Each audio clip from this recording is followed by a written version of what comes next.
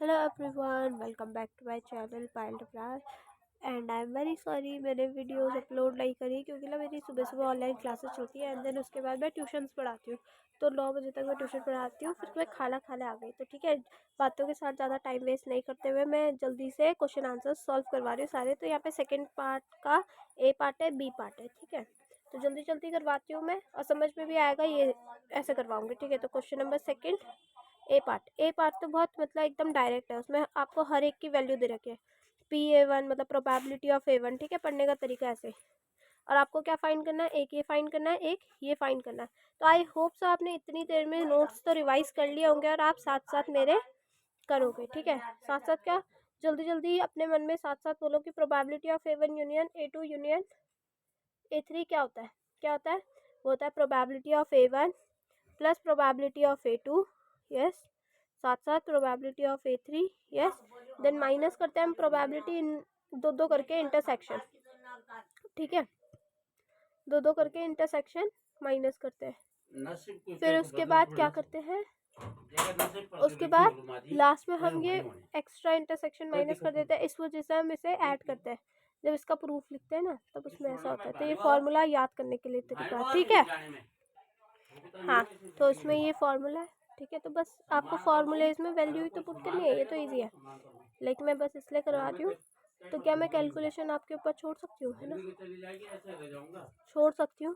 तो आपको बस कैलकुलेटर उठाना है, कैलकुलेटर्स में ये वैल्यू रखनी है एंड देन कर देना है। ठीक है, तो मैं डायरेक्टली आंसर लिखती हूँ कैलकुलेट करके। ठीक है, पॉज करके तो अभी लिख दूंगी, उससे पहले दूसरा उसे बता दूंगी मैं अभी आंसर क्या आएगा। Now A1 intersection A2। देखो दोनों में इंटरसेक्शन है, मतलब कॉम्प्लीमेंट, मतलब दोनों में इंटरसेक्शन कह रही हूँ, दोनों में कॉम्प्लीमेंट है। तो कॉम्प्लीमेंट को हम बाहर ले आते हैं जब दोनों में होता है, तो वो कैसा आ जाता है, A1 इंटरसेक्शन का यूनियन बन जाएगा A2 एंड ये कॉम्प्लीमेंट बाहर आ गया। ठीक है, तो probability of A1 union A2 का कॉम्प्लीमेंट वो क्या होगा, 1 minus probability of A1 union A2। तो पहले आपको ये पता होना चाहिए probability of A1 union A2 क्या है। तो probability of A1 union A2 क्या होता है, probability of A1 plus probability of A2 minus probability of A1 intersection A2। ये होता है प्रोबेबिलिटी ऑफ A1 कितने, 0.22। A2 कितना है, ये इन दोनों का इंटरसेक्शन कितना है, 0.11। तो कर देना ज़रा, ये तो इजी है, मैं अभी बता देती हूँ उसका आंसर आएगा 0.36।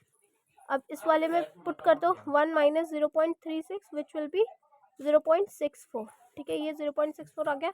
इसका आंसर मैं पॉज करके बता रही हूँ, इसका आंसर आ गया 0.53। ठीक है, और नीचे वाले का आंसर आ गया 0.36। तो आई होप सो आपने पहले ही ये सॉल्व कर लिया हो मेरे से पहले, आप बहुत तेज चलते हो। ठीक है, उसके बाद क्वेश्चन नंबर सेकंड का बी पार्ट मैंने वो लिख रखा है। क्वेश्चन मैं आपको पढ़ के बता देती हूँ। क्वेश्चन कह रहा है कि An individual has 3 different email accounts. 70% of her messages come into account A1। ठीक है, उसके 70% मैसेजेस अकाउंट A1 में आते हैं, whereas 20% come into account A2, 20% A2 में, एंड रिमेनिंग 10% जो है A3 में आता है। अब देखो नेक्स्ट लाइन वो बोल रहा है of the messages into account A1 only 1% are spam. मतलब जो मैसेजेस A1 में आ रहे हैं उसमें से 1% इसमें स्पैम, मतलब जो स्पैम मैसेजेस है A1 अकाउंट में से वो कितने, 1%। तो मैंने उसको ऐसे लिख दिया। फिर अकाउंट A2 में जो है स्पैम है उनका परसेंटेज 2 है, तो मैंने 0.02 लिख दिया। पता है ना 2% को हम ऐसे लिखते सकते हैं 2/100, तो दिस विल बी 0.02। ठीक है, एंड जो अकाउंट A3 में स्पैम मैसेजेस है उनके परसेंटेजेस मैंने ऐसे लिख दिए। ठीक है, अब ये हमसे पूछ रहे हैं कि if a randomly selected mail is found to be spam, अगर वो स्पैम है, ठीक है, अगर वो गिवन दैट है कि वो स्पैम है, तो तुम्हें प्रोबेबिलिटी बतानी है कि वो क्या हो, अकाउंट A2 से आना चाहिए। ठीक है, ये गिवन होता है और ये इससे आ रहा है, A2 से आ रहा है, तो इसमें हमें क्या लगाना पड़ेगा, बेस थ्योरम लगाना होगा। ठीक है, तो इस क्वेश्चन में आपको पहले बेस थ्योरम को वो भी करना है, डिफाइन भी करना है। What is state Bayes theorem, what is that.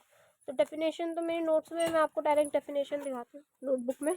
ये रही बेस थ्योरम कि अगर हमारे पास A1 A2 dot dot dot A के तक collection of mutually exclusive and exhaustive events है जिसकी प्रायर प्रोबेबिलिटी है देन फॉर एनी इवेंट, किसी भी इवेंट बी के लिए, ठीक है, for which probability of B is greater than 0, the posterior proof of AI given that B has occurred in, ये डेफिनेशन तो याद करनी होगी, ठीक है। बेस थ्योरम यूज होती है हमें ये कैलकुलेट करने के लिए। अभी हमें यही कैलकुलेट करना है, probability of A2 given B which will B probability of A2 intersection B upon में प्रोबेबिलिटी ऑफ B। एंड ये कैसे निकलता है वो ऐसा आएगा, मैं बताऊंगी आपको ये कैसा आ रहा है, ठीक है। अब देखो हमें कैलकुलेट करना है probability of A2 given B कि मतलब वो मैसेज क्या है, स्पैम है। ये कंडीशनल प्रोबेबिलिटी का फॉर्मूला क्या होता है, A2 इंटरसेक्शन B अपॉन में प्रोबेबिलिटी ऑफ B। अब देखो प्रोबेबिलिटी ऑफ B कैलकुलेट करने के लिए पहले मैं बताती हूँ क्या करते हैं, ये लिखते हैं probability of B given A1 into में probability of A1। Similarly probability of B given A2 dot में probability of A2 plus probability of B, जहाँ तक दे रखे हैं वहाँ तक ऐसे ही करते जाना है, गिवन प्रोबेबिलिटी ऑफ A3। तो probability of B given A1 क्या है, क्या है, मैं सारी वैल्यू 0.01 इंटू में 0.7, ठीक है, 0.01 इंटू में 0.7 प्लस 0.02 इंटू में 0.2। जल्दी जल्दी करते जाओ, आपने तो वैल्यूज लिखी होंगी ना एक पेज में, ठीक है। और जिसको क्वेश्चन पेपर नहीं मिला वो मैंने कम्युनिटी पोस्ट में कर रखा है, उसमें देख लेना। 0.05 इंटू में 0.1, 0.1 है ना, 0.1 तो 0.7 0.2। हाँ अब इसे मल्टीप्लाई कर दो, ये मल्टीप्लाई तो इजीली कर लोगे। 0.004 प्लस 0.05, 7 5 12 12 4 16, ठीक है। तो ये आ गई हमारी probability of B. Probability of B तो ये आ गई। ये वाली क्या आएगी मुझे बताओ, A2 इंटरसेक्शन बी क्या होता है, probability of A2 intersection B आपको पता है क्या होता है, नहीं हमें नहीं पता।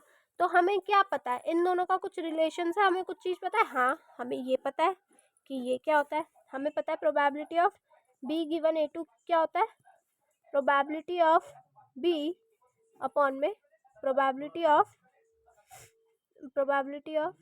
B intersection A2, B intersection A2 upon में प्रोबेबिलिटी ऑफ A2, है ना। इन दोनों का इंटरसेक्शन अपॉन में जो नीचे होता है वो लिखते हैं।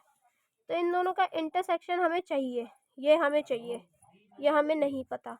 तो इसकी वैल्यू क्या हो जाएगी, ये इंटू में ये, मतलब कि 0.02 इंटू में 0.2, ये क्या हो जाएगा, probability of B intersection A2 which will be 0.004, ठीक है। तो अब मैं इसे लिख दूँ, देयरफॉर हमें जो चाहिए probability of A2 given B क्या है, probability of A2 intersection B, चाहे मैं A2 इंटरसेक्शन B बोलूँ या probability of B intersection A2 बोलूँ, बात तो सेम है, कोई डिफरेंस नहीं है ना।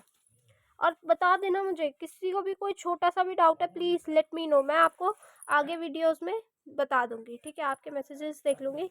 एंड प्लीज़ सॉरी वापस से सॉरी कह रही हूँ, ठीक है, सॉरी मैं वीडियोस नहीं डाल पाई, मैं नहीं डाल सकती, मतलब मजबूरी है मेरी, मैं सिर्फ रात में ही डाल पाती हूँ, ठीक है। तो 4/16 आ गया विच विल बी 1/4, 1/4 मतलब क्या होता है 0.25। तो देयरफॉर कितने हो गए, 25% मेल्स, जो भी हमसे पूछा हुआ है, mails are spam that are found in account A2। मतलब जो स्टेटमेंट है, स्टेटमेंट बोला हुआ है, अच्छे से बताती हूँ मैं, देखो स्टेटमेंट बोला हुआ है कि a randomly selected mail is found to be a spam, what is the probability that it came in account A2। so the probability of